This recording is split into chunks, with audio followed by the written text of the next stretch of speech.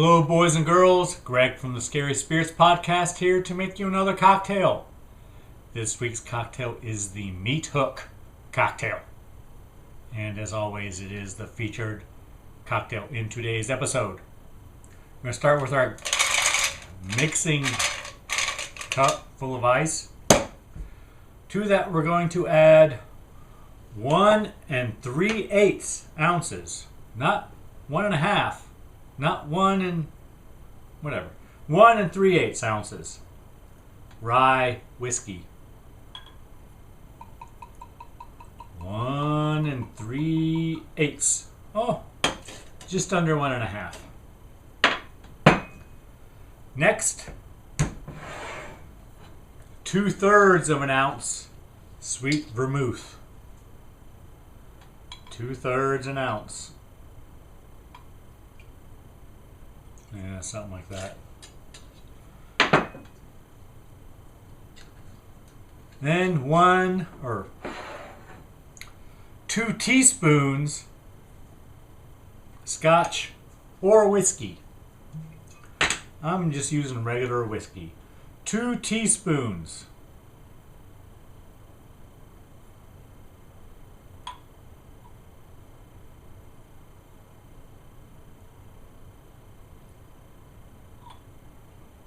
A little more on the splash.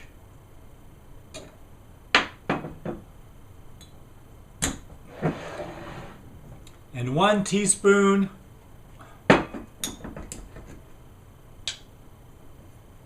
maraschino liqueur. 1 teaspoon. That is definitely a splash.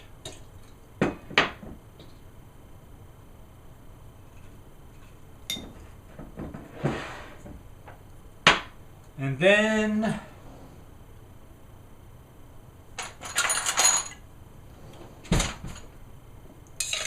we stir until well chilled.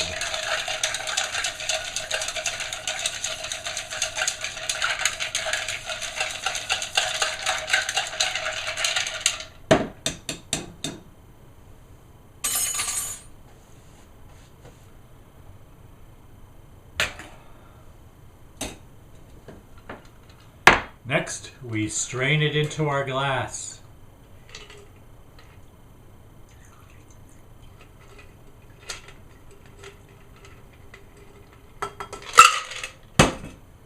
And we garnish with brandied cherries.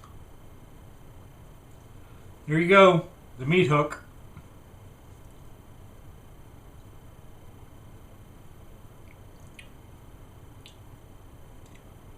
Lots of liquor. It's not bad though.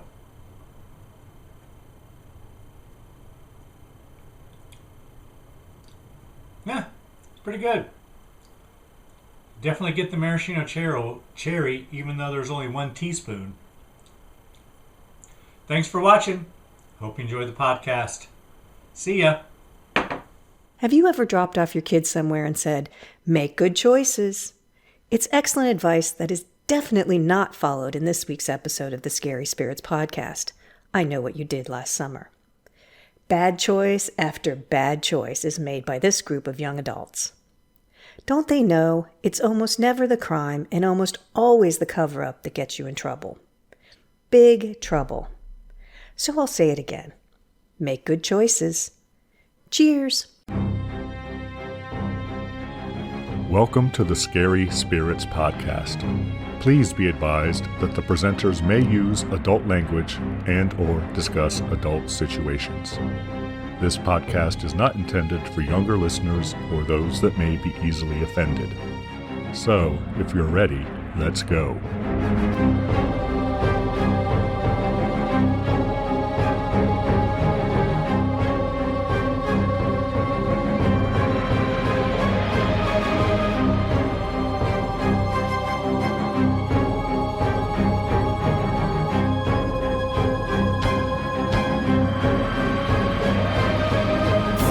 Hi, I'm Greg. Hey, I'm Karen. And welcome to the Scary Spirits podcast, the podcast that combines the two very different yet highly compatible worlds of scary films and alcoholic spirits. What could possibly go wrong? Indeed. How are you, Karen? I'm fantastic. How are you, Greg? I am too, Karen. I am fantastic as well. Liar. No, Why are I you am. why are you fantastic? Well, because today, when we were recording in the great Midwest here, it was a very nice day, and I got lots of thirsty work done out in the yard. It was almost 50 degrees. Indeed. Any reason you're fantastic other than you're, always fantastic, or Yeah, I'm just always fantastic. just your Everybody normal? knows it, Greg. Well, anyone who knows you. I think it's more people who don't know me. I'm just about to say those who really know you, but I'll go with that. Whatever. You do you, Karen. All right, Karen, anything we need to go over before we get started, or are we ready to go? Smooth. So that's Greg's way of telling you we have some exciting things coming up in March. Do we? We do. We're bracketologists. Do tell, Karen. Oh, are we? I thought that was the best term when I saw that the first time, when people would be on TV and they were bracketologists. Yeah, because March is just a couple weeks away. Like March Madness, is that what you're referring to, Karen? Like the college basketball tournament? Yes, where I always lose my dollar. I usually do too. But we're going to do March Madness in a little bit of a different way. Go on. We've each picked 8 movies and we're bracketing them up and we're going to see which one comes out on top.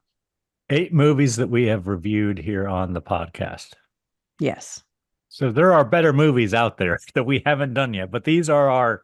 Well, there's probably better movies that we have done, but we kind of picked sort of our favorites. These are our favorites. Yes. We have 8 of Karen's favorites, 8 of my favorites, and we have ranked them. We've seeded them 1 through 8, each of us, and we're going to do a March Madness bracket. And we went by movies, not by the podcast. Some of the podcasts are funnier than other of the podcasts, but we picked the movies we like the best, not the podcasts that we like the best. Correct. And we need your help, boys and girls. We always do. Yeah. We will be sharing a link to the bracket that you can fill out. On Facebook? Anywhere we post it, Karen. Oh, on our website, on Facebook, on YouTube, in email, anywhere that we can, we're going to put this link and we're going to have you fill it out and we'll see who comes out on top. Are we sending one link at a time? Like, are we starting slowly? Yes. Okay. Each week. Like there'll be the Sweet 16 because we each picked 8. Then the next week there'll be the Elite 8. And the next week there'll be the Final 4. And then the next week will be the championship, Karen. So what do I get when my movie wins? My congratulations, Karen. My hearty congratulations. We'll talk about that more. But our listeners can fill out the bracket each time. And if they enter their email address, they could win a prize, Karen. Ooh. Are we giving out Scary Spirits gear again? Karen, we have 5 copies of Scream 6. Oh, nice. Blu-ray plus digital code. We have 5 copies to give away. So you want to click on the link we post in our social medias and whatnot and enter your email address. We will pick 5 people at random to win a copy of Scream 6 Blu-ray. So when they fill out these brackets, we're going to pick a winner from whoever gets the most votes, right? No, we're just going to pick them at random, Karen. No, I mean to move on. For the bracket, the bracket's going to be, as it is. So they don't need to be correct. No. In their picks. Just enter your email address. Well, we don't care if you're right because, we lose all the time, people. We know. We always lose. So we don't care if you're right or wrong. There is no right or wrong answer. Where do they put their email? In the comments? No, there is a place on the link. The email address, yes. But they don't have to do that in order for it is totally optional. Okay.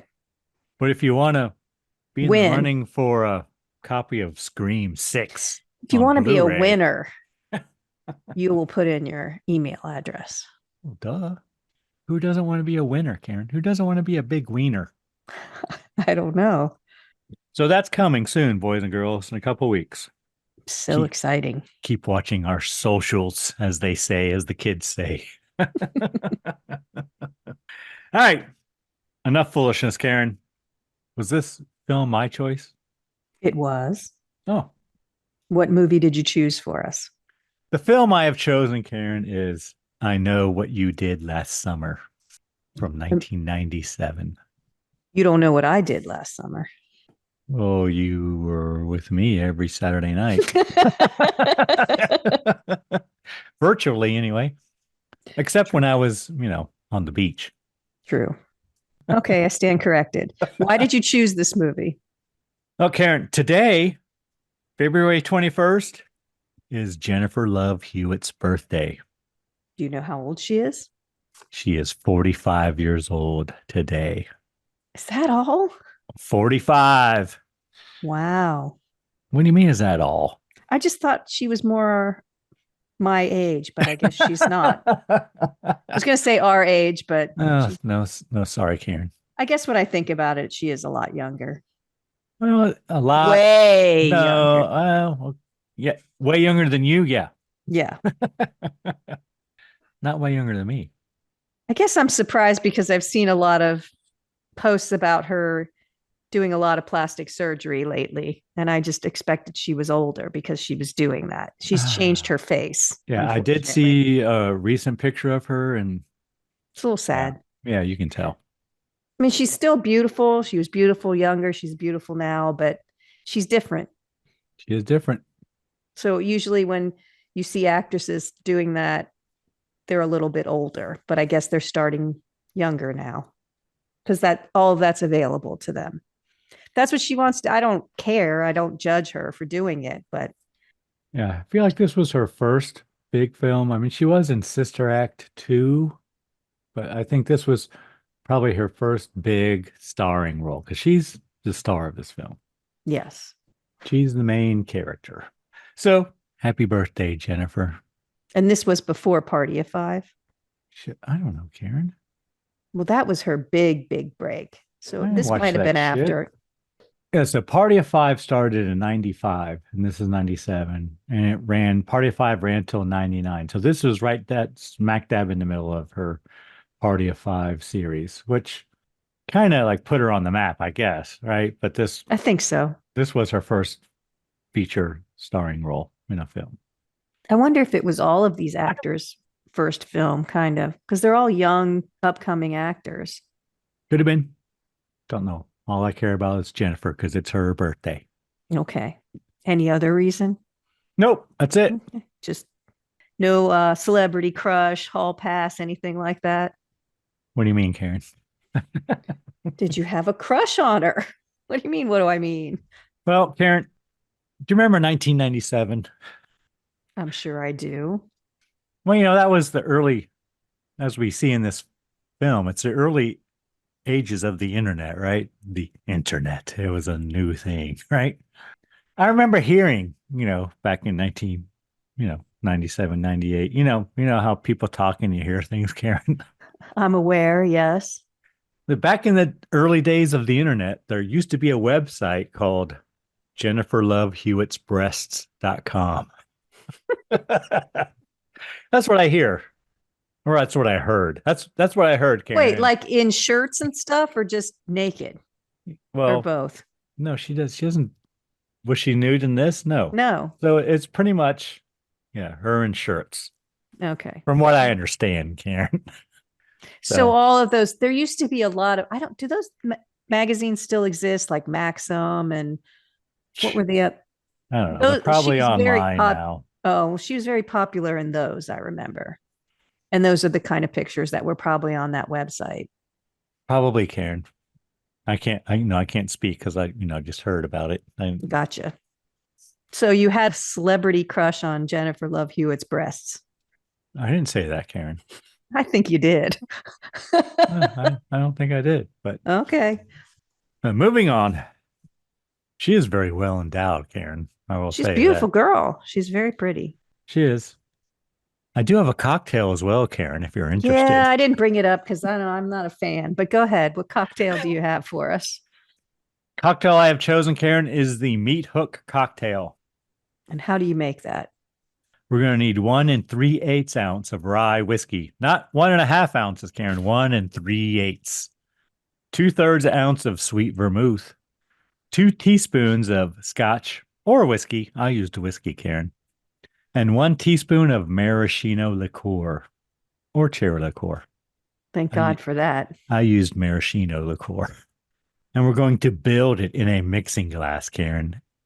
Add ice, stir well until chilled. Strain into a sour glass or coupe.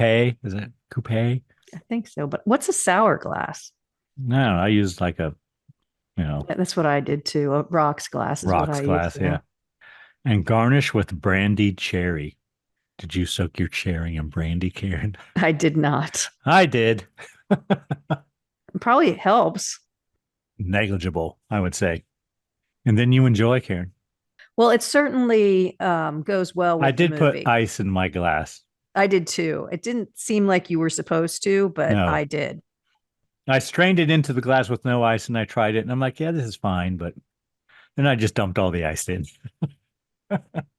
It's a little much for me, but it's okay. It's not as terrible as I thought it was going to be honest. Well, it's all liquor, right, Karen? Yes. There you go. Should we give our friends and listeners time to make their own meat hook? Everybody needs one. Hold on.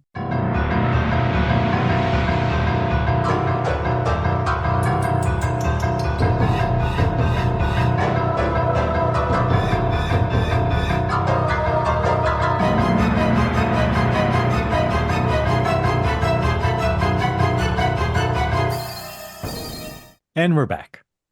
Yes, we are. All right, Karen, might you have a brief synopsis for us? I do. Go on. Tell us all the story. A year after running over a fisherman and dumping his body in the water, 4 friends reconvene when Julie receives a frightening letter telling her that their crime was seen. While pursuing who he thinks is responsible for the letter, Barry is run over by a man with a meat hook. The bloodletting only increases from there as the killer with the hook continues to stalk Julie, Helen, and Ray. Thank you, Karen. We are a match. Sounds funny. Run over by a man with a meat hook. Yeah. like he's running. Yeah. It's not really what happens, but whatever. No, it's not. All right, Karen, tell us everything you enjoyed, if anything, about this film. What did you really like? Anything? This is a movie like a couple of others where I've said there's not a whole lot that I really liked, but there's not a whole lot I didn't like. It's pretty classic teenage slasher with more of a story, which I liked, and less of just how bad premarital sex is, which is what is in a lot of the, like Friday the 13th and all. There's a lot more of coupling going on. And this one had a story, which I guess I liked. Yeah, there's no sex in this, Karen. Well, there's implied sex. Well, implied, but that don't count. I think the cast is good. I didn't think anyone wasn't a good actor in it. They're all pretty, which, it's nice to look at, I guess, if Are you're they? younger. It's kind of made for teenagers. Watching it as an older adult, I'm like, it's okay. It was kind of a sensation, wasn't it? Wasn't it a #1 movie for a while? You heard a lot about it. I believe it. so, Karen. I believe it was. When it came out, I mean, remember. it's a whole thing now. There's like many other films, but I don't want to take away your thunder if you want to mention sequel potential. Yes, there is definite sequel potential with more than just the final girl, which was kind of interesting. There were 2 of them that survived. So that it won several awards. Small cast. I was a little confused as to where it took place. I thought it looked like Northern California to me, No. but it's not. No, it is not. Wonder where it was filmed. Do you think it was filmed in I think it's North Carolina, right? Where they say they are. That's where it takes place. It probably had a good soundtrack for the time. There were definitely a lot of songs kind of played in the background. So I bet they sold a soundtrack for it. It was filmed in Sonoma County, California. Looks like it. But that's not where it takes place. Right. That's about it. That's all I've got. I mean, it was shot well, I think. What do you got? So the first thing I have is good soundtrack. I think the soundtrack's great. Next thing is it's well shot. There's some really nice shots in it. I think it's Yeah, well filmed. It has some good effects. I think some good special effects, although they're not gory, but that doesn't mean they're not good, right? Right. Yeah. And I also wrote that it's good acting.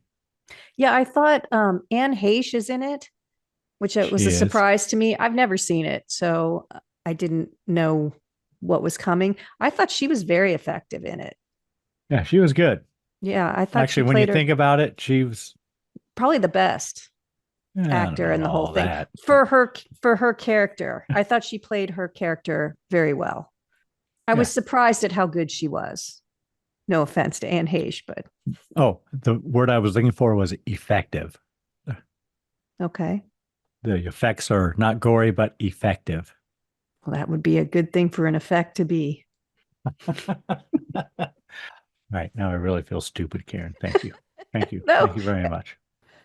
And you're right. It is a small cast. I didn't have any problem remembering who was who. I called them by the wrong names, though. I did not. I Like, called them by their actual names, and then I started towards the middle to change to the actual characters. So I'm going to have to figure out who's who. I called them by the wrong names once, I think. But I didn't call them by their real names. I called them by the character. I tried to call them by the characters' names. That's all I have for what I liked. I've never seen it either. Never seen any of the sequels. Never seen it. I enjoyed it. I thought it was good. Yeah, there wasn't anything terrible about It's it. from the makers of Scream, the writer, anyway. This is before Scream, though, right? This is after Scream. Oh, okay. Scream came first and then this. Probably trying to piggyback off the popularity of Scream, I would guess. Which is a tie into our giveaway for our March Madness bracket, Karen. We're giving away Scream 6. Smooth again. All right. Anything you didn't enjoy? Anything you didn't like? The characters kind of were not one dimensional, but they were definitely stereotypical. You had the smart girl, the poor guy, the beauty queen, and the jock who's kind of a jerk. Exactly those things, Karen. Well, but I'm saying that's kind of, they were But in it there. was very subtle. Well, most of them were. I don't know. I didn't think it was that subtle, but Well, we didn't see the jock playing football. They just called him like the quarterback or something. That's how we well, and he was know. all about his varsity jacket. Oh, He yeah, kept that's mentioning his true. jacket. You did. But I didn't mind that. But if I was going to say anything about it, it's just kind of little. I know I've said it before, but this is the Breakfast Club, but a slasher movie because they're all together. They don't explain why they're together, and they do seem like good friends. Well, they're probably friends, Karen. They are friends, but they fall apart very quickly. Well, do you remember? You remember high school, Karen, and after you graduated, and things fall apart when you don't see your friends for a while, and you come back a year later, and A year, though, whatever. You, Okay. I think Karen. some of the scenes went on a little too long. Just kind of, okay, that's move along, move along. It's too long, but not too much, just a tad, just a tiny bit. There were a couple of things that happened that seemed unbelievable. Like, not to ruin it before getting into anything, but the body in the car covered with crabs, and they come back 15 minutes later. Not even that, but and it's meticulously clean. I mean, I was like, come on.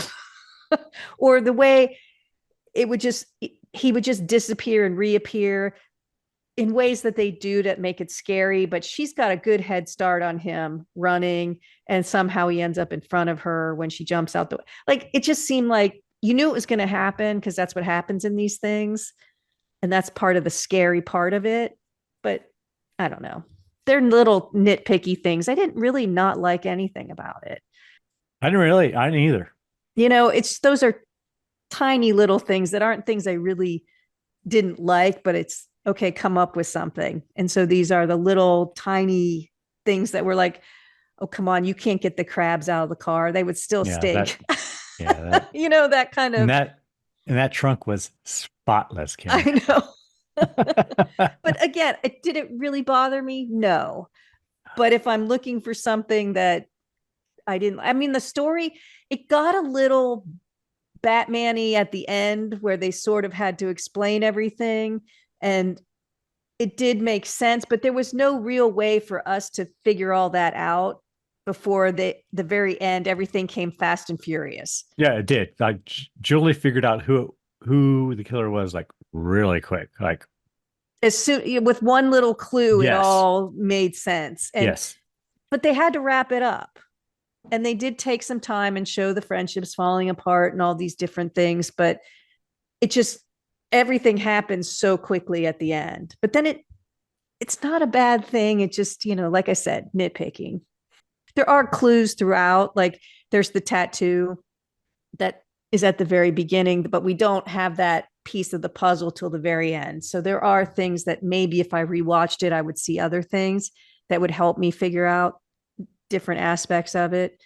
Yeah, I didn't really even pay attention to that because I thought it was just like not important. I noticed the tattoo. I noticed the person in the slicker definitely seemed old.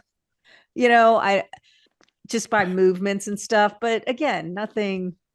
It's a good movie, especially for its genre. I didn't mind it. I didn't mind the writing. I didn't think anyone said anything ridiculous or. And apparently, this was written before Scream. And then when Scream hit big, they kind of like, hey, here's a bunch of money. I got this other one. Let's get another movie out. Let's go. Put another one out. And the story's okay. It fits together okay. I mean, I liked it. I thought it was good. I got nothing. Okay. I mean, I'll agree with you that trunk was spotless. It just kind of made me laugh. 2 minutes. It just made me laugh. I was like, no way. Yeah, but other than that, yeah, I don't really have anything. I didn't like the quarterback kid, the Barry. I didn't recognize him. He's the only person I don't recognize. Oh, he's a big star. Ryan Phillippe. He was in Cruel Intentions, I think, with Sarah Michelle Gellar also. But he plays kind of the same character in a lot of the movies I've seen him in. All right. That's the big fish in a small pond attitude.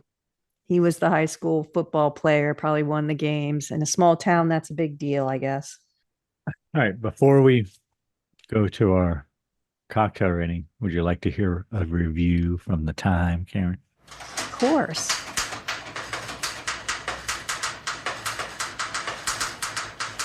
What did the Critics Corner say? I have a review from Roger Ebert, Karen. The real Roger Ebert. The real Roger Ebert from October 17th, 1997. Did this come out in October? Yep, October 17th, 1997, the day it was released. And I will paraphrase. The best shot in this film is the first one. Not a good sign. I Know What You Did Last Summer begins dramatically with the camera swooping high above a dark and stormy sea, then circling until it reveals a lonely figure sitting on a cliff overlooking the surf. Kind of like Lost Boys. Starts that way. Does. The shot leads us to anticipate dread, horror, and atmospheric gloominess. But alas, it is not to be. The ads make much of the fact that I Know What You Did Last Summer is from the creators of Scream. That means both scripts are by Kevin Williamson. My bet is that he hauled this one out of the bottom drawer after Scream passed the 100 million mark. The neat thing about Scream was that the characters had seen a lot of horror films, were familiar with all the conventions, and knew they were in a horror-type situation. In I Know, there's only one moment like that. As the two women approached an ominous house, they observe ominously. You used that word twice. Jodie Foster tried this. But for the rest of the movie, they're blissfully unaware of the dangers of running upstairs when pursued, walking around at night alone, trying to investigate the situation themselves, going onto seamlessly empty fishing boats, etc. After the screening was over and the lights went up, I observed a couple of my colleagues in deep and earnest conversation, trying to resolve twists in the plot. They were applying more thought to the movie than the makers did. A critic's mind is a terrible thing to waste. I about half agree with that. So, whatever. Like I said, it's true. I mean, I didn't mind the, situations. Didn't care. One of the things I didn't say, but one of the things I liked is that it has a twist at the end, sequel potential. Yeah, we said sequel potential. The twist at the end, though, like we said, just comes so fast and furious that you had no real chance to process it, really. Yeah.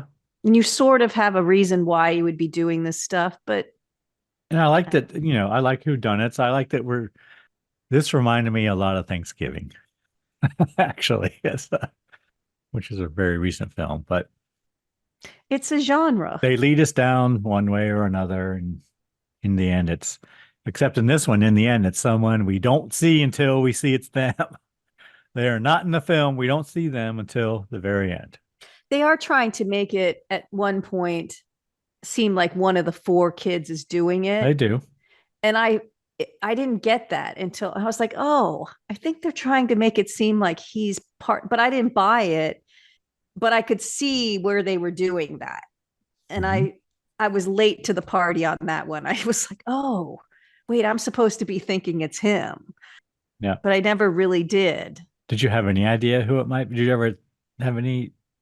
No, when it first starts, there's a scene where you think, oh, it's the kid that's getting bullied a little bit. Max. But that kind of. Well, he's the first one to die, Karen. Right. So they take that away quite quickly. Which, in hindsight, was probably not a good idea.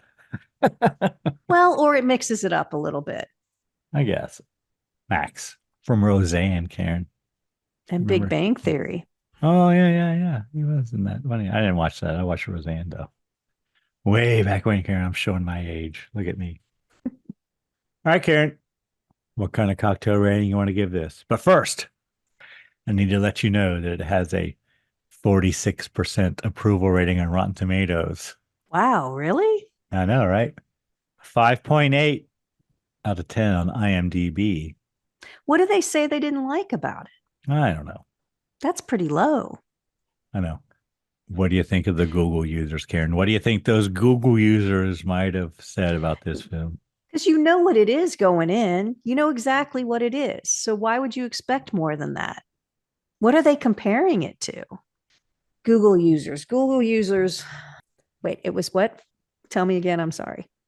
45% on Rotten Tomatoes, 5.8 out of 10 on IMDb. 58. 82%. 87. Dang it. Really? Mm-hmm. That's really high compared to the others. So Rotten Tomatoes, we have cheesy, sometimes melodramatic slasher. Certainly not one of the best. But what was cheesy about Neither it? haunts or tickles you the way Scream did. Oh, they're comparing it to Scream, which I've never seen either. Fun and energetic. So this is the issue. While not as good as Scream, it still manages to avoid the sophomore slump. It's suffering from Scream. I never really cared for teen slasher movies, so I'm comparing it to the ones I saw early, like Friday the 13th. I've not seen Scream, so maybe if I did see that, I would think this was not as good or something, but it was certainly as good as the ones I've seen. Well, not as good as Halloween, but certainly as good as Friday the 13th. Same kind of deal, Nightmare on Elm Street. Is it as good as Nightmare on Elm Street? Probably not, but those are better. Clever. And just better cinematically, I think, in some ways. I don't know. But I didn't have a problem with it. I wouldn't give it an 87. Is that what they gave it? Google users? Yeah, Google That users. seems a little high, but okay.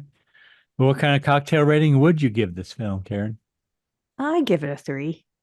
I would give it a 2.5, but I think it's fine for it's just what you would expect. But I don't think it's as good as movies we've given 2s to. But in its genre, I think it's good. Yeah, it's fine. I think it's, after watching it, I was like, oh shit, that's a 2. But I don't think the more it's we a talk 2. about it, the more I go to 2.5, which is a 3. I liked it. I thought it was good. Whatever. And it is good. Hell, it sparked a whole franchise.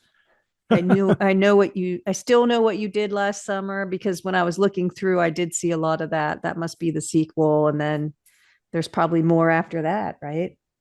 There was I Still Know What You Did Last Summer, and I'll always know what you did last summer. And I'll still always know what you did last summer.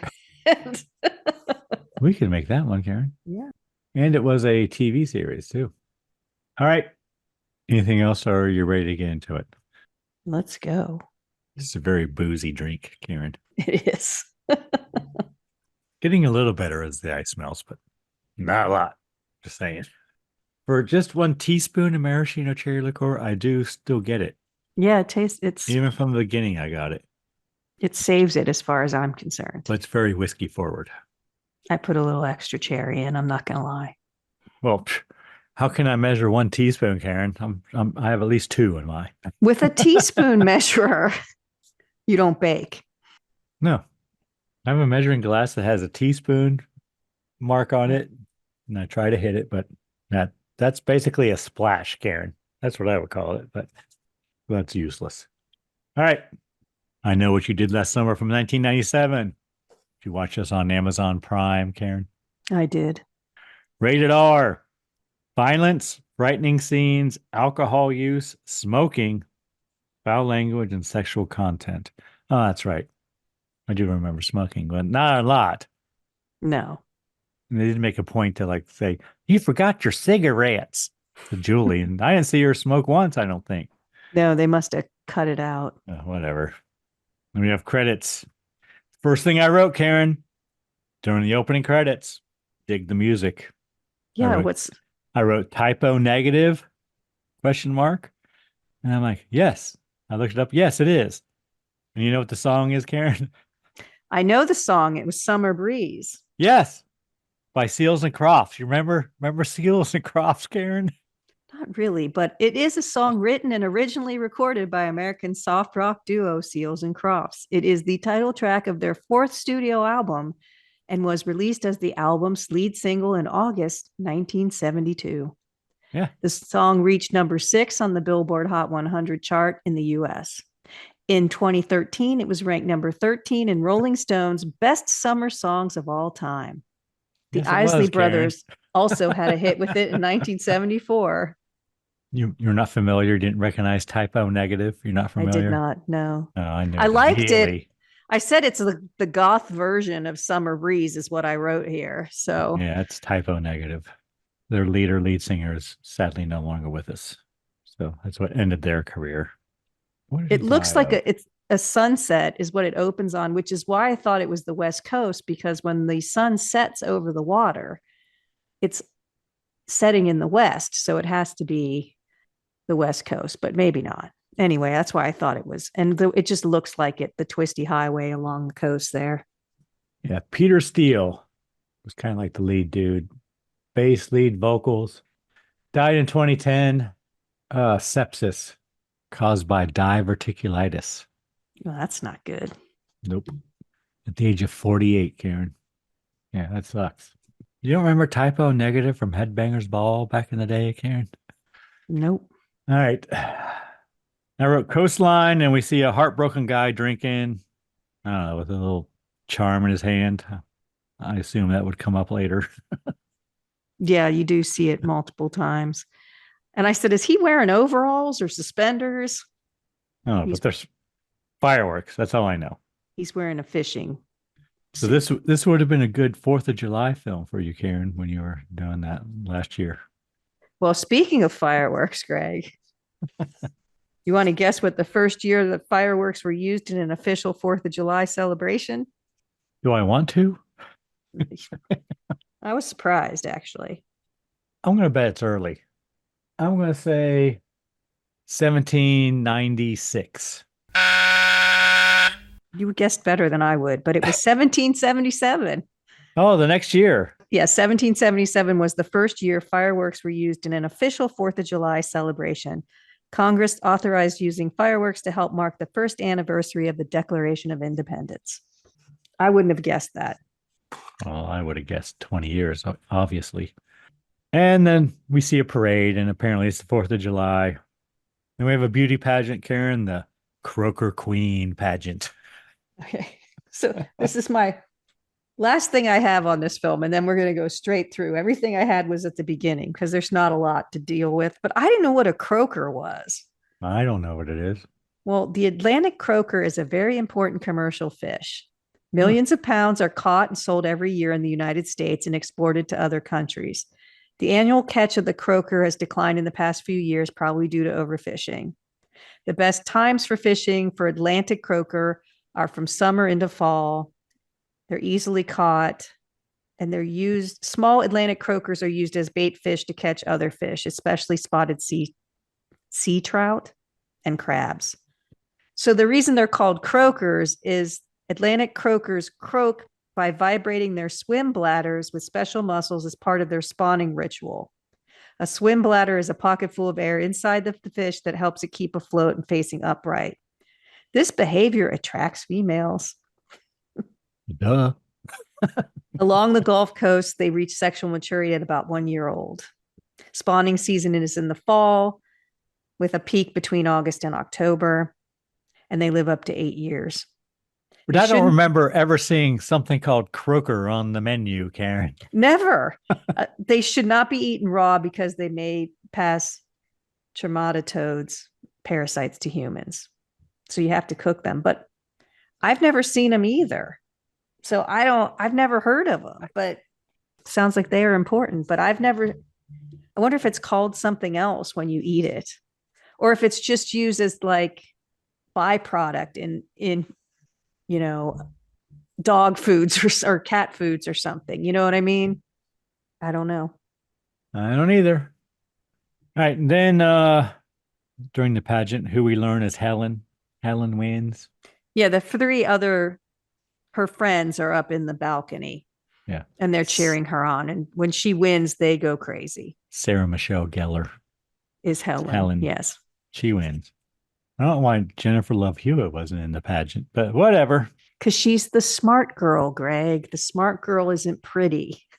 The pageant queen is pretty. But she is pretty, Karen. She is, but that's not her character. Her character is the smart girl.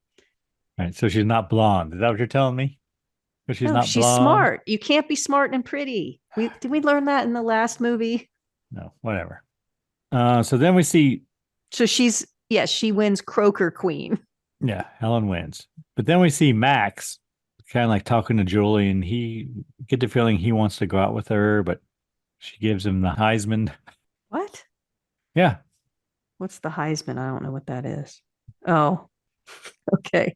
No. So they leave. They have now left the pageant. Helen's still wearing her crown. There's a band on the beach that sounded a lot like the B-52s, I thought. And the waiter, who is Max, more comes good up, music. Jennifer Love Hewitt, and brings her a shot and says it's on the house. And all right, she pushes him away. But he's saying we've been friends forever. You can't just leave without saying goodbye. But then, what's Ryan Phillippe's name? Barry is just a dick. Wants to start a fight. Steals the shot and then starts fighting with them. And then Ray and Julie leave together. So we get the feeling that Ray and Julie are a couple, right? And Helen and Barry are a couple. Barry. They all leave together. Go to Dawson's Beach. We see him sitting on a beach drinking whiskey, talking about ghost stories. Yes. Urban legends. And they all fight about who has the right version of the story, but they all involve a meat hook. Talking about the hooker man. This is the way I know it. And they all remember the story differently. Like you said, Ray believes the story is true and that stories are usually based on some real incident. Yes, it's an urban legend or folklore. And he says those usually have a kernel of truth somewhere. Right here I wrote, Helen seems to have her and Barry's lives all planned out as she just seduces him on the beach, Karen. Yes. Talking about how she's going to New York and whatever, blah, blah, blah. And he's going to be a starting quarterback in the NFL. And then he's going to impregnate her with their third child, whatever. Right before he goes to rehab. Yeah. And we cut to Julie and Ray, and Julie's afraid that Ray will fall for someone else while they are away. He's going to New York and she's going somewhere else, I think. They're separating. They're going in different directions. That's the plan anyway, yeah. And then I wrote they have relations on the beach, or they start to, but we don't see anything. Yeah, but it seems like it's the first time. It does. In the sand. I know, right? No blanket or anything. I'm like, I know. Whatever. Go ahead on. And then guess the four of them all hook back up and they leave. Yeah, And they're gonna Ray is drive home. driving Barry's car because Barry is fucking drunk. He's really drunk, and they all kind of argue about it because Barry's like, nobody drives my car but me. Nobody drives. And then he's obviously three sheets to the wind, as they like to say. And Ray is driving his car. And then they're driving along this coastal road, and then Barry stands up and gets out the sunroof and is drinking up there, and He's just being ridiculous. he kind of distracts them all. And He does. Ray ends up hitting a dude. Hitting something. They don't know Something. what. Well, but it flies up. It's a dude. They think it's a deer or something. It flies up and hits Barry in the face, which isn't funny, but was kind of funny because he's out the sunroom and being a jackass. Sorry. Yes, the sunroof. He's being a jackass, and whatever they hits him, and he comes down into the car and there's blood on him, but he says it's not his. And then they go out to see if it was a dog or a deer or what. So they find a guy by the side of the road, check the pulse. They think he's dead. Victim's face is all messed up, so they can't tell who he is, even if they knew him. They don't know. So then they debate what to do. Girls want to call the police. Guys do not. They want to dump the body. Well, and Barry says, it's interesting, at one point, well, he's dead already. And Julie says very adeptly, you're not a doctor. How do you know if he's dead? You don't know. And a pulse is not always easy to find. So I was like, I mean, I would get the police. Everybody in these movies always freaks out. You can't assume they're dead, you know. True. Especially in a horror movie. How many times do you think someone's dead and they sit up? They don't know they're in a horror movie. It's true, but they should. But I wrote, Ray agrees they just dumped the body, and Julie is somewhat appalled, I wrote. Yeah, she's not happy. Then we see a car coming down the road, and they need to act fast. Be cool, be cool. Be cool, be cool. So they drag the body off the side of the road, and then Max pulls up. And they explain that they pulled over because Barry is throwing up, and he's acting like he's tossing chunks over the guardrail. Right. I guess on top of the body, but whatever. And they send Julie over to talk to him, to get rid of him. So right here I wrote North Carolina tags. Yep. So then I wrote, apparently they put the body in the trunk, and now they're taking it and dumping it into the bay. Yeah, they talk about how the strong currents are going to pull him out to sea and all this stuff. And then they drive over to a dock. I said, well, there's not strong currents there. Weren't they just on the coast? On a beach? Yeah. All right, whatever. They didn't drive back there. They drove to a dock and they dumped him in what looks like an estuary or something with very calm water. Yeah, and I wrote, Helen is still wearing her tiara. Yes, she is. Then Julie still wants to call the police. And the victim comes to and grabs Helen and takes her crown, takes her tiara. Yes. But they knock him out and push him into the water. See, that's the part I don't get. Why did they do that? And then Helen says, my tiara. So Barry jumps in to retrieve Helen's tiara. I thought that was funny. And he screams when he's down there. Could you see what he saw? It's a body, just a body. No, he's fighting because the guy's not letting go of the tiara and he's fighting with him for it. And he pulls it away from him and then he sees something else in the water and screams. And I rewound it a couple times. I think it's just the body. I don't know. Well, he knew the body was there. Yeah, I don't know. It was weird. They all leave but agree to never discuss it again. And I say Julie's relationship with Ray is over. She's very appalled by this whole thing. And when they drive away, the keychain that the guy I called it a keychain, that the guy on the cliff was playing with is on the side of the road. It is. But here I wrote that Barry assaults Julie. Yeah, because he's making her say that she won't say anything. And she just nods her head. And I wrote, if I was Ray, I don't think I'd stand for that. No. Shit. Just saying. Shit, Ray was bigger than Barry. He's supposed to be the big quarterback, but he was a bigger dude. But anyway, and then we see the pendant, like you said, as they leave. The camera zooms in on it on the dock or whatever the hell it is. Then we see university and it's next summer, right? Yes, her year at university is over. Julie's roommate takes her home, but get the feeling Julie doesn't want to go home. She doesn't look so good either. They're trying to make her look like she's not pretty, but she still looks pretty. But yeah, the roommate calls her like pasty and white and whatever, and several times. And her hair is not, styled or anything. It's like she looks like she hasn't showered in a few days. So it's all like combed straight down, but whatever. So then Julie gets home and her mom asks her if she's on drugs. like, where did my daughter go? You look like death, she says. Mm-hmm. I wrote, Julie is not dealing with everything okay. And then we learned that her dad died too. I didn't understand. Recently, probably. Mom's concerned. And she tells Julie she's received a letter. But it's got no postmark, no return address, and no stamp, Karen. How'd that letter get delivered? Very suspicious. She opens it and it says, I know what you did last summer.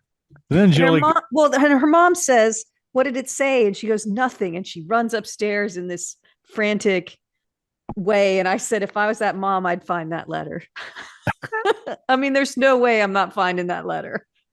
Because she says, how'd it get here, Mom? Just what you said. There's no return address or postmark. And there's no stamp. She didn't mention no stamp, right. But there's no stamp on it. And the mom says, well, what did it say? Nothing. And she runs upstairs to be like, 100%, I'm finding that letter.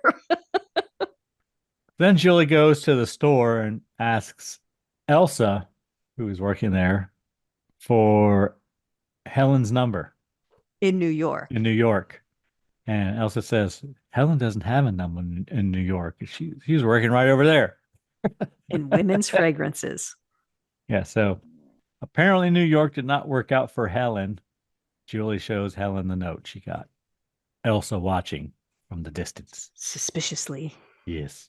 So then they go to see Barry. Who is not happy to see them. No. And Helen's smoking a Marlboro. Right. Yes, that is the smoking. And she's got a cool cuff on her arm. Very 90s. On her upper bicep. Arm? Her bicep, yes. And I wrote, apparently he and Helen have broken up. Yeah, because he tells them they both look like shit. And I wrote, Barry is a dick. Yes. She calls him a prick too. Helen does. And apparently Julie has been doing some research and she has learned all about the victim. His name is David Egan. Even though they swore not to talk about it, they're talking about it. Barry's not happy. Well, his body was caught in a shrimp net not far from where they dropped him. It was in the paper. They called it an accidental drowning, but she says he died because of us. She calls it murder. She does. And Barry immediately thinks Max sent the letter. Because Max did drive by. He's the only other one besides the four of them that could have seen anything. Even has an inkling of what happened. Yeah. Then Barry goes to see Max. He confronts him and they go into like a freezer. Because Mac works at a restaurant and it's all about fish in this town. Everything is fish, fish, fish. So he's in somewhere working with the fish and there's obviously a freezer part where they can store fish. So they go back in there for privacy. And he basically beats him up or threatens him. And he pulls an ice hook too, right? He does. Tries to threaten him with an ice hook or intimidate him or whatever. And then Barry tells the girls he's scared Max. He scared the shit out of him. He won't bother them anymore. So then back at the dock, they all meet up with Ray, and he's a fisherman now. Which apparently is low class. And he asks Julie if she has a minute.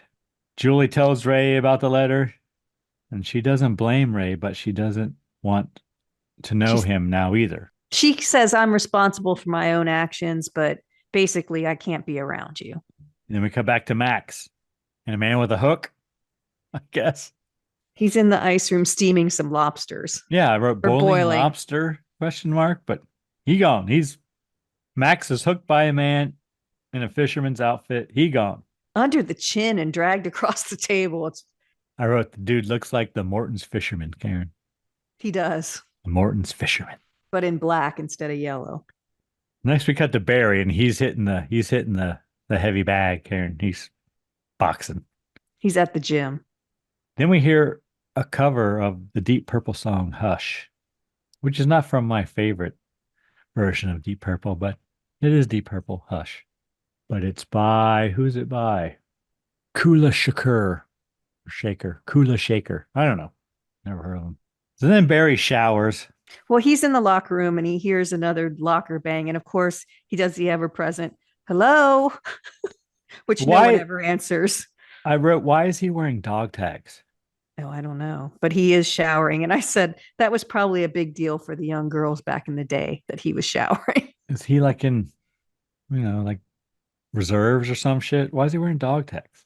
But whatever. I didn't notice. Well, didn't people wear dog tags as fashion at one point?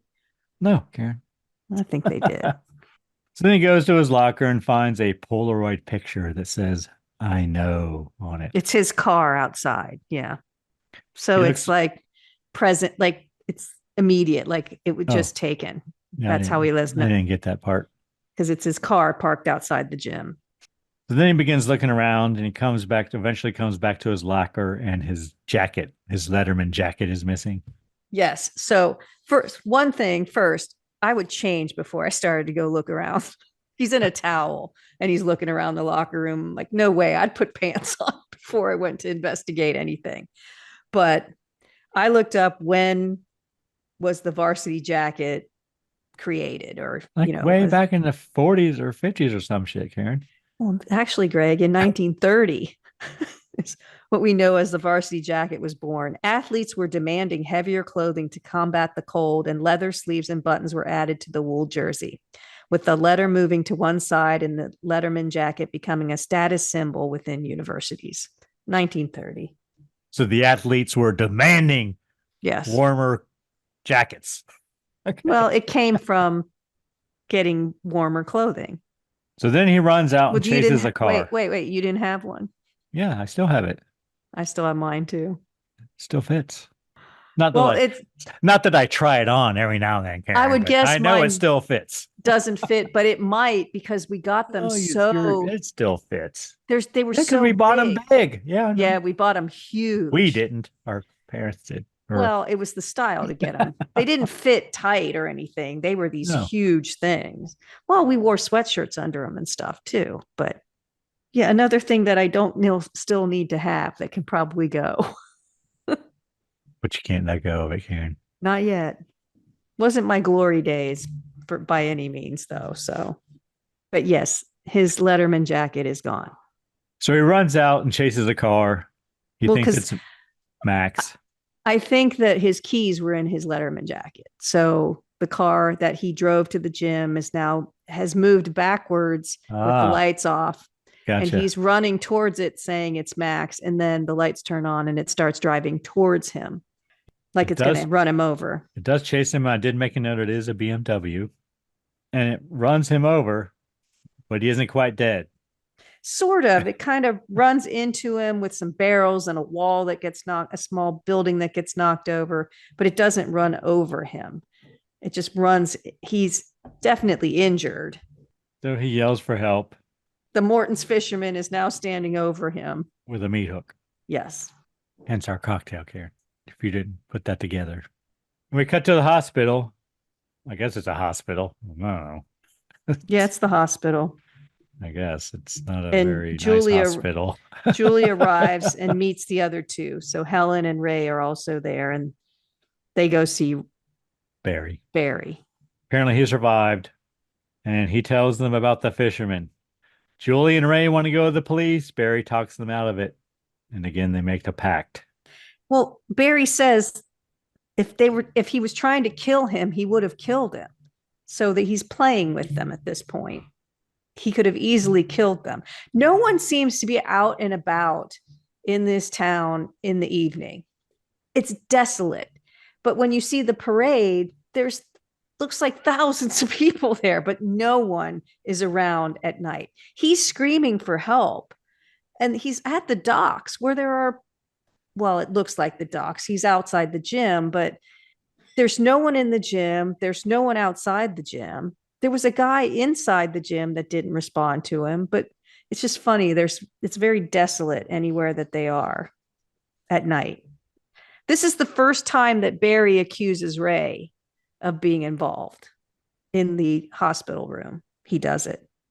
Then we see Julie on her 1997 laptop, and she's looking up David Egan on the internet, Karen, way back when.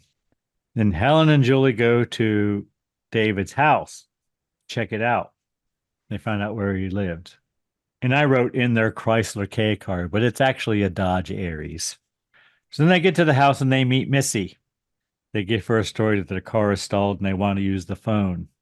And Julie and Helen use fake names. Unplanned. They didn't plan it ahead of time. They say in the car they don't really have a plan. So then Julie kind of questions Missy about the family. Like, if someone came in my house wanting to use the phone and started asking me all those questions, I'd say they were questioning me. That's what I think. But Missy seems a little off. No, but she does offer to make them a cup of tea. So basically, they try to get information from Missy. Missy tells them that the guy came to see her to pay his respects not long ago after her brother died, and his name was Billy Blue. And Missy believes that her brother killed himself, right? We don't know that until later, though. No, until later. So then they leave. But Missy does say that she and Billy Blue were involved for a hot minute. I don't know what that means, but yeah, she's weird. Like there's animal skins and hides all around, dead turkeys hanging from the trees. It looks like she lives off the land out there. So Julie and Helen go to leave, and when they're in the car, Missy smacks the window. Yeah, because they went in saying that their car stalled. They called AAA. Then they say they should go wait by the car. And when Missy comes out, they're sitting in a car that's running. Oh, it's just happened to just start again. And they drive off. She says they forgot their cigarettes. Yes, she does jump scare us. Yep, Julie explains the car started right up. I don't know. Crazy. Then Helen begins to hypothesize that maybe David wanted to die.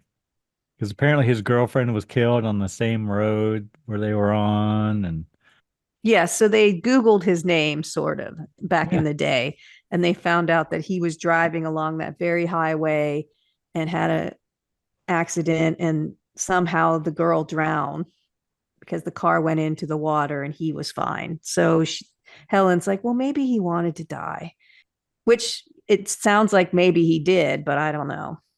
And then I wrote, Helen tells Julie she misses her. But Julie doesn't really respond. And then we see Helen going to her house. Her dad is watching the College World Series on TV, Karen. And completely ignores her. Yep. But the fisherman enters too. Yes, he does. Helen goes to the kitchen and pours herself a Diet Coke. Then she goes upstairs and we see the fisherman upstairs ahead of her, and he ducks into a door. Into her room. Yeah, we learn that she goes into the same room, so apparently it's her bedroom, Karen. She gets ready for bed, and we believe the fisherman is in her closet.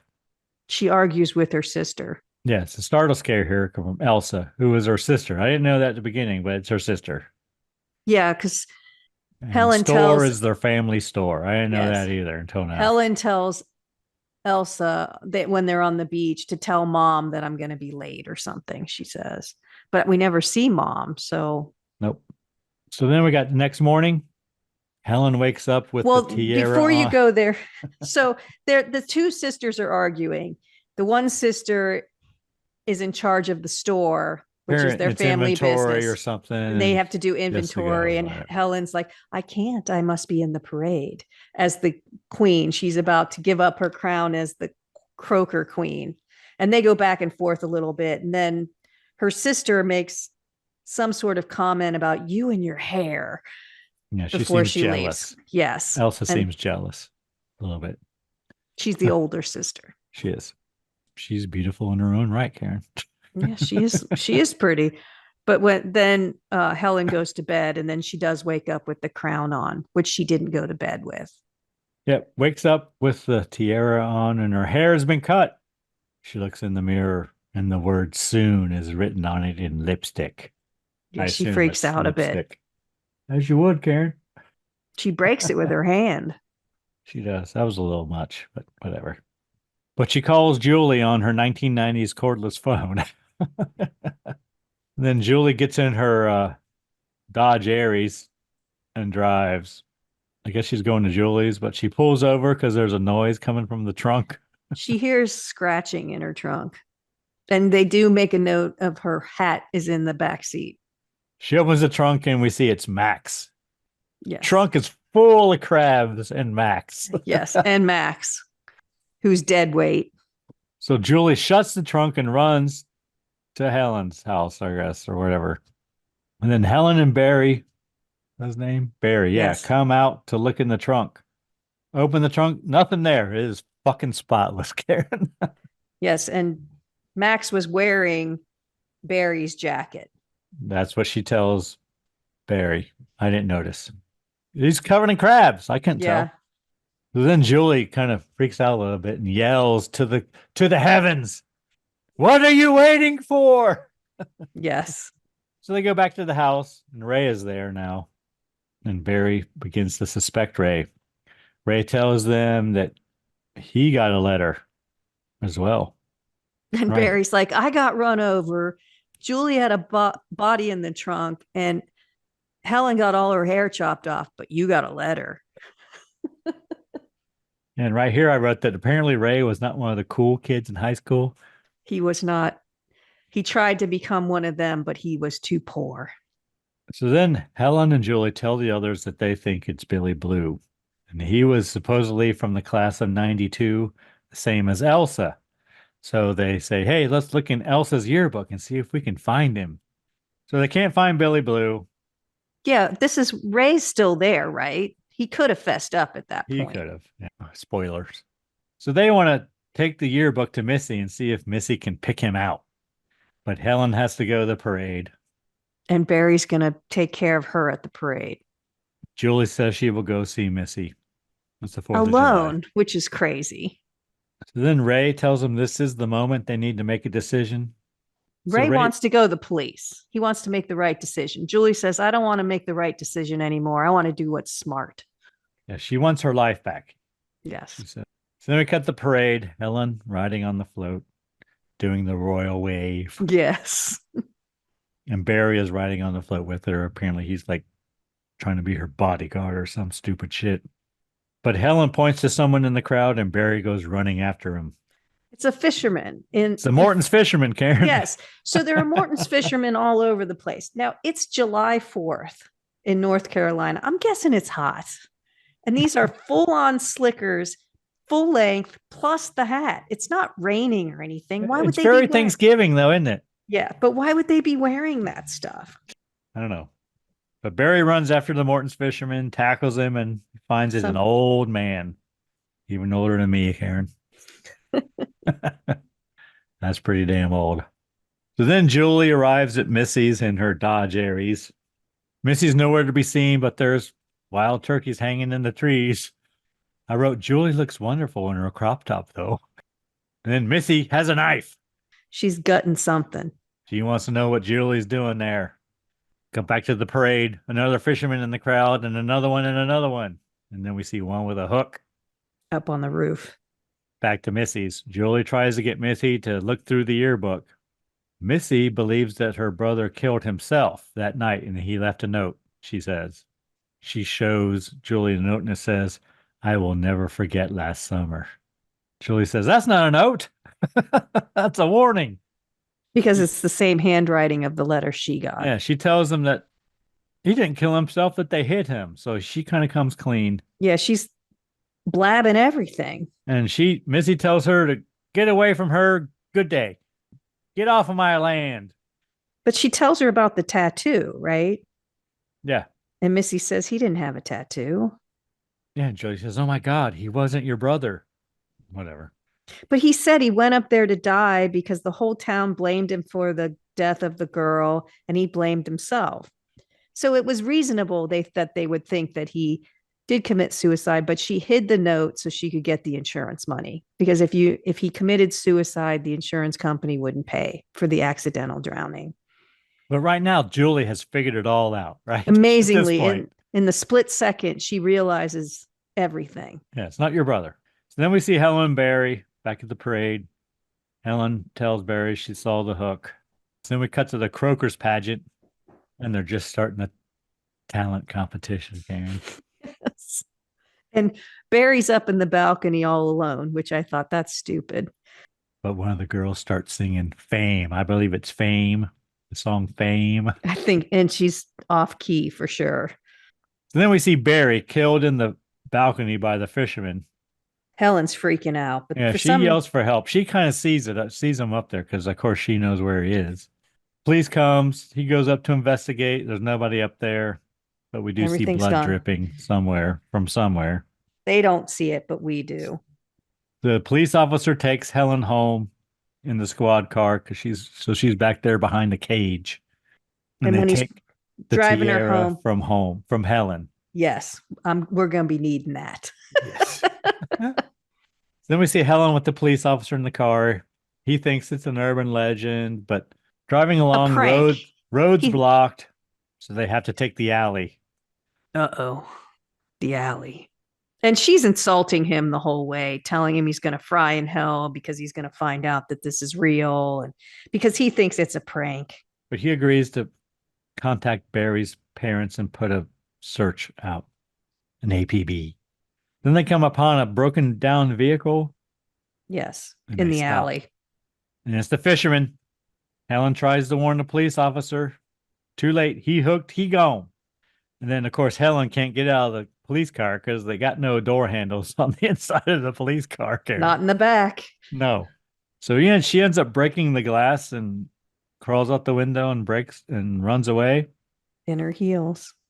Then we see her doing research on the internet in 1997. Or no, it's Julie. We see Julie doing more research. Yes. Then we see Helen running to her family's store. She knocks on the door. Elsa's in there. Taking her sweet time. Elsa eventually finds the keys and lets her in. She's moving at the speed of molasses. Yeah, Helen tells Elsa to lock the door and the back door. Yeah, because Elsa said, why didn't you go to the back door? The back door's open. And says she will call the police. So Elsa doesn't know what's going on, I wrote. But she goes to the back to lock the door. She goes, but it's too late. Fisherman's already in there and... No more Elsa. No, she gone. And then we see the fisherman dragging her body across the ground. It's pretty gross because he's carrying her basically on the hook.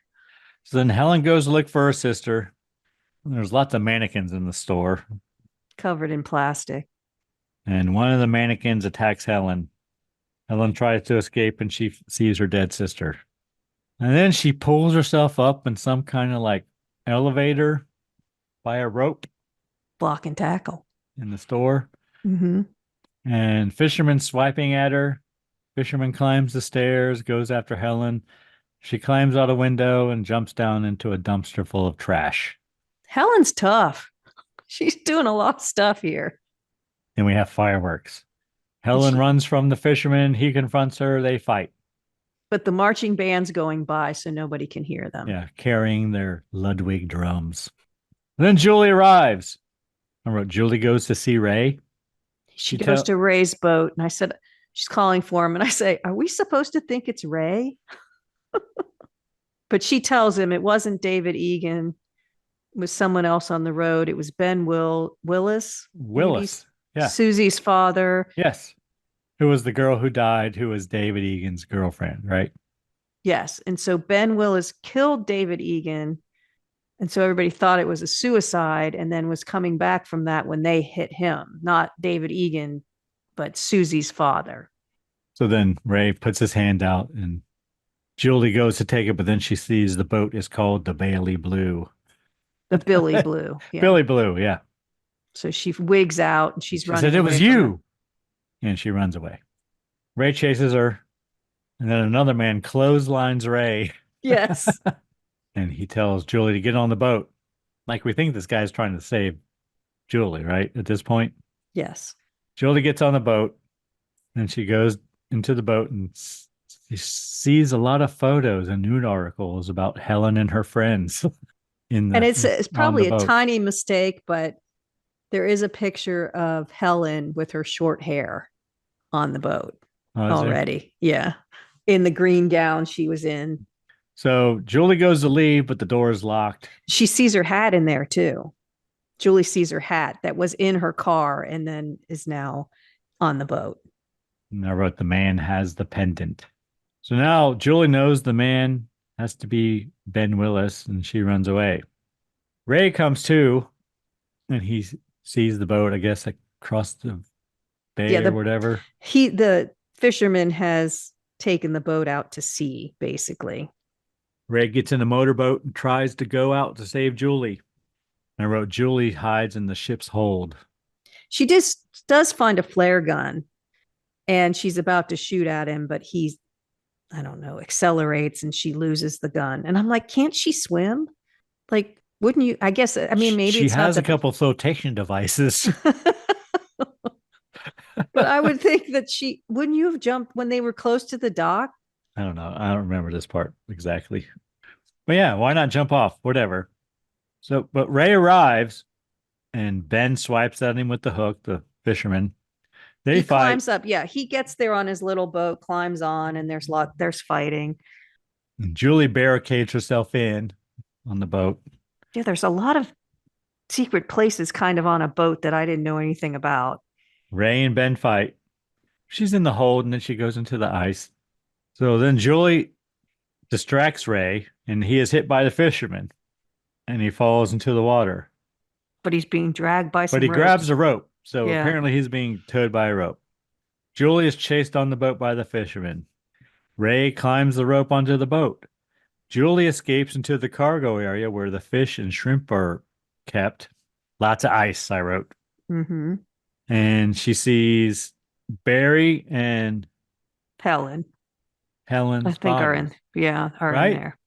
And maybe Max. I don't know, but there's bodies in there. Well, I thought it was Missy at first.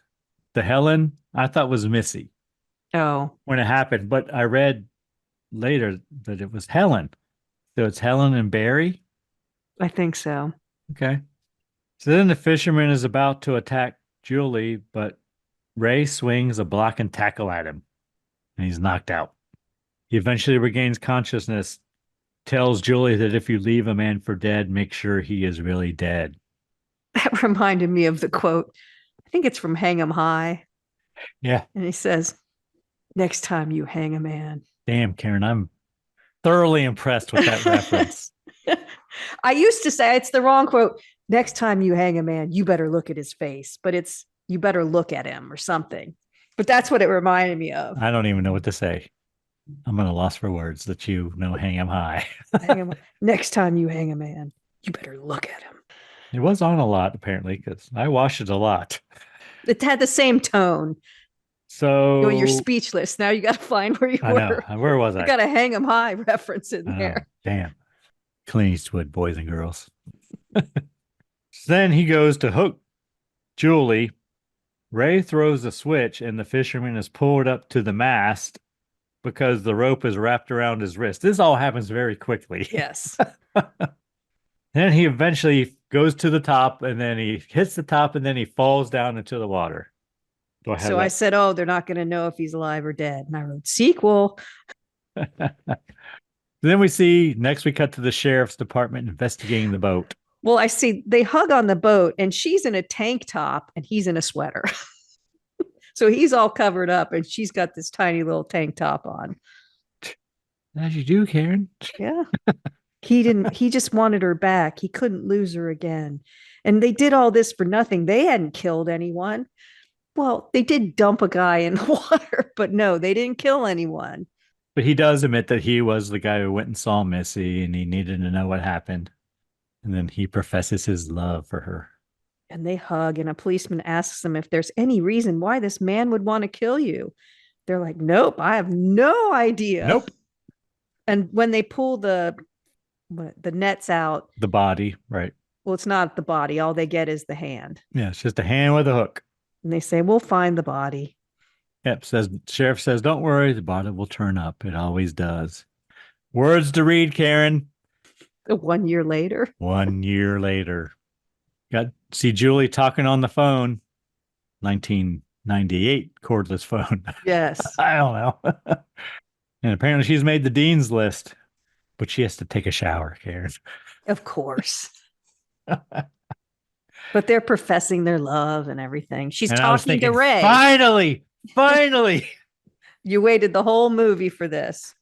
But it's Ray she's talking to. Yeah. And she goes to take a shower and there's a note for Julie in there. And we think it's ominous. Yeah, she gets all freaked out because it looks like similar writing. It does. She opens it and it's an invitation to a sorority pool party. And we see Julie in a steamy shower. And the words, "I still know," are written on the glass. It's a very steamy shower. Like there's steam everywhere. But there's no one to be seen. Then the glass breaks, Karen. Credits. Someone's coming at her. The end. Hush is played again. The deep purple cover. All right, what'd you think of the meat hook, Karen? Meat hook cocktail. Not one of my favorites, I don't think you would like it. but I do like the cherry in it. The You like maraschino whiskey? cherry. You're a whiskey girl. Only when it's mixed. It's got maraschino liqueur in it. Not Sweet. enough. That's a teaspoon. I probably used 2 teaspoons in mine, but whatever. It's not bad. It's not bad. It's better For a than I thought boozy it drink, would be. it's not Yeah. bad. And Because I I like, usually don't like them, but this is okay. if you leave the ice in, which I recommend you do, it's not bad. Would I make it again? No. I am feeling a little But- woozy, Karen. Are you? Yeah, I think it's okay. Anything It's we all right. learned? Anything we learned this week, Karen? We learned about the varsity jacket. We learned about when the first fireworks were used for the 4th of July. All about the song Summer Breeze, about the croaker. You had a lot of musical references in there.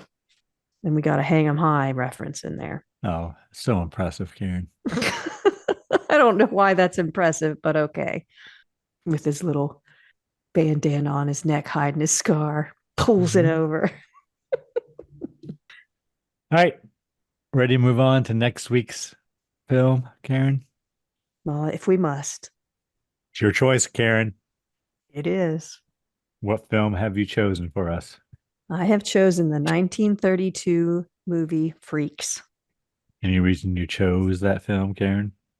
It did debut in February of 1932, the 20th, I think. So, not exactly when this will come out, but close. It did. Do you have a cocktail for us to enjoy while we do. discuss this film from 1932? It's called The Bearded Lady Awesome. from cocktailwave.com.